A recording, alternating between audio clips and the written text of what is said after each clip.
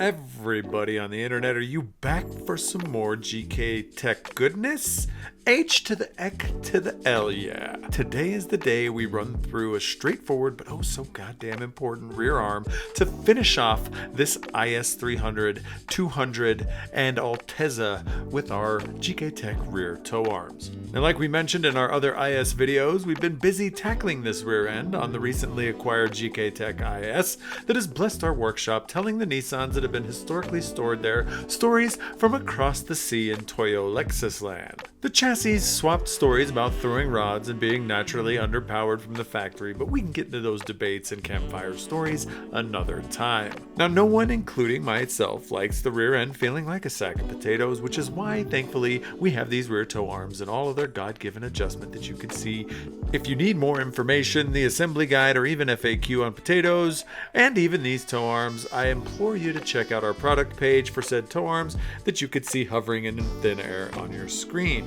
As we mentioned, we run through everything there and update that page religiously if we need to. Think of it like your news feed, but for rear tow arms. Now that you know where we stash our information on these little adjusting lightsabers and where to buy your potatoes from, hint Idaho, we can dive straight into removing the old ones and installing the new ones. Sounds great?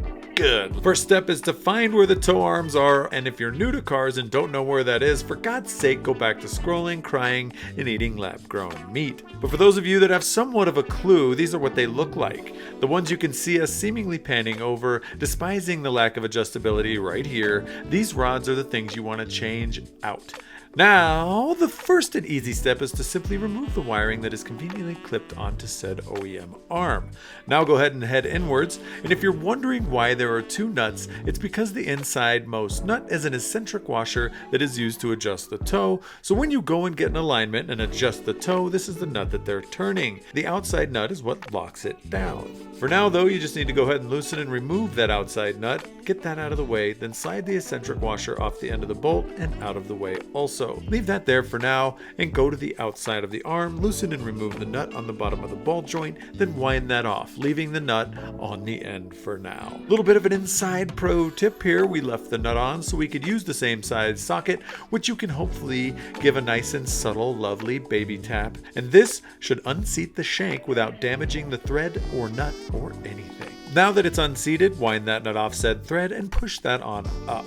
Head back inside and push out the eccentric bolt, getting that out of the way so you have room to finally pop that tow arm out of your way and out of your life. With that now being out of the way, we can focus our attention to the adjustment segment of this fantastic install video. Now you may or may not be new here to us at Gktech and or to working on cores or adjusting anything in your life apart from the brightness on your screen. But if you're somewhat new, you should probably know that the absolute best way to start adjusting anything is to start at the maximum safe adjustment and then wind inwards from there. That way you can adjust anywhere in that range and you'll always have a safe amount of thread overlap. We mentioned these in the assembly guide that would have come with your arms and on the website, but if you want us to give you an adjustment peep show, then rock on my dudes, here we are. So in this case, you wind that thing out to the maximum safe adjustment, which is a staggering 75 millimeters measuring from the base of the arm to the middle of the rose joints on both sides, which gives you an overall length of 275 millimeters.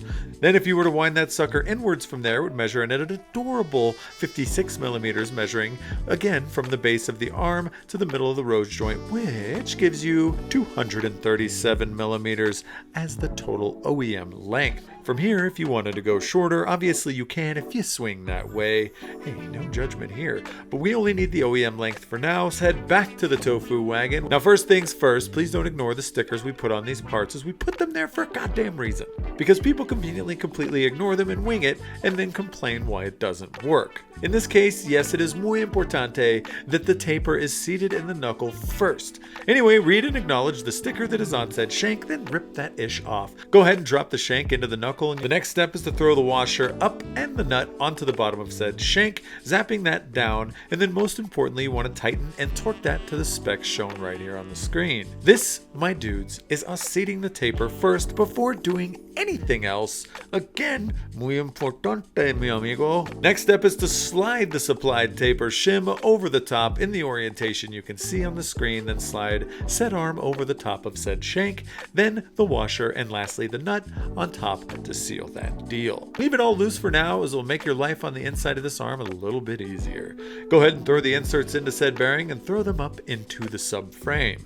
Now remember earlier we spoke about that eccentric bolt that typically lives here. This is great for on-the-go adjustments. However, for the hard driving, these eccentric bolts are known to move about, which we do not want. Us being us and noticing a gigantic red flag in the room when we saw one, we developed the fixed adjustment eccentric lockout kit, as you can see on the screen right now. That means that it has fixed adjustment. In our case, we don't want the OEM eccentric bolt to move and plan on throwing this thing around like a dog's chew toy with the adjustable arms that will take up any of our adjustment needs. Anywho, tighten and torque that nut to the specs shown here on the screen. Head on out to the outside top nut, as that is the last piece of this Lego puzzle we need to finish, then tighten and torque that to the specs shown on the screen as well. And lastly, but certainly not leastly, with any bearing, any brand arms you want to use, make sure the bearing is not cocked to the left or the right, and that it is running in the middle of its track, otherwise known as central, meaning the middle, meaning medio in Spanish. Once it's definitely running central and you and the arm are happy, hold the middle of the arm in the conveniently designed hex and tighten the locking nuts on both sides, and my senor, you are done. I told you could do it. It wasn't us. Come on now. We both couldn't have done it without each other. What is this, flowers? For me? No, you shouldn't have. You're the real hero here, bud. And if you followed all the other videos for the IS chassis, then you would know that you have all the adjustable arms in the rear, and this chariot should be dialed once you get in alignment, my guy. We hope to see you out there complaining about tire prices in the pits real soon. We're joking. Just keep on shredding. It's dudes like you that keep the sport we all know and love alive and well, so keep doing what you're doing. Speaking of barely staying alive, these are the dudes that throw these videos together for you, the dudes that we would hopefully come to love and respect.